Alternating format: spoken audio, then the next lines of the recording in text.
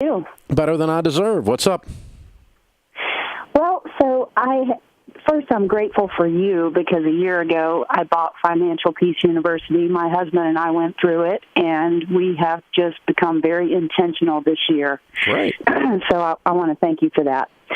So my question is, I would like to understand stock market volatility in retirement a little better because we've been watching the stock market go up and down this year, and we take your advice. Nobody gets hurt until they hop off the roller coaster, so we're just staying on and saying we. But when someone's in retirement and that is happening, how do you handle that? Because if there are no eggs coming out of the geese that year, do you have to kill a goose, or how do people plan for that in retirement? Well, let's just use a short-term example, but apply it across 20 years in retirement, okay? But let's say in 2017, the stock market, the S&P 500, went up 19.7%. Okay? Okay. Up. This year, as of today, we're at about a break even. Really hasn't lost any, hadn't made any. Okay? I don't know what we'll be at by calendar year end, but usually we'll see a push in December, so it'll probably make something, but it's not going to make 19%. So let's say we get to the year end of 2018, and the stock market makes 4% this year. Last year it made 19. Okay?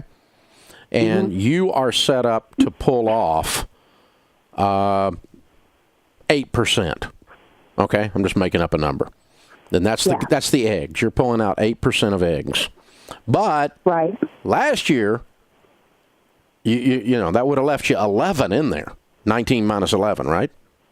Right. Okay. This year, you're going to pull off out of 4, but you're going to pull out 8. You're going to pull out an extra 4. So you're taking a little chunk out of the goose, but the goose was 11% bigger last year after you drew off. So on average across those 2 years, you're still ahead. That make sense? Yeah. So even though one amount in cash. Yeah. So you just set a percentage of your nest egg that you want to live on, and it should be below average stock market returns if you're invested in good mutual funds. And I assume you are, because that's why you're asking this question. So, so what is the size of your nest egg?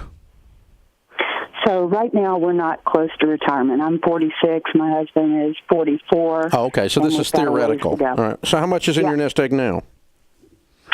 We've got about 600 right now. Okay. Well, let's pretend that you are a couple of years along and you've got $1.5 million.